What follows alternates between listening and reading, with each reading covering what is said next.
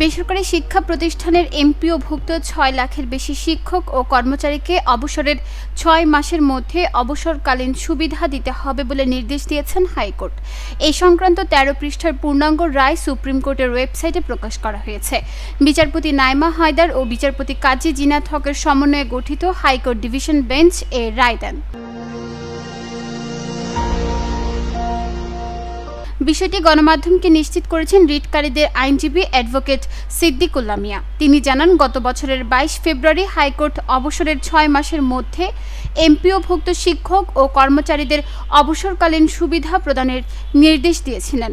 পূর্ণাঙ্গ রায় প্রকাশের ফলে প্রায় ৬ লাখ শিক্ষক কর্মচারীর দীর্ঘদিনের ভোগান্তি কমবে। রায়ের পেছনের প্রেক্ষাপট তুলে ধরে আইনজীবী বলেন, ২০১৯ সালে শিক্ষক কর্মচারীরা একটি রিট দায়ের করেন। তাতে উল্লেখ করা হয় ২০১৭ সাল পর্যন্ত তাদের বেতন থেকে ৬% কেটে রাখা হলেও অবসরে সেই অর্থ সুবিধা হিসেবে দেওয়া হতো। কিন্তু পরে শিক্ষা মন্ত্রণালয় ১০% কেটে নেওয়ার সিদ্ধান্ত নিলেও আগের ৬% সুবিধাই বহাল থাকে। এই কারণে বাড়তি ৬% সুবিধা দাবি করে রিট করা হয়।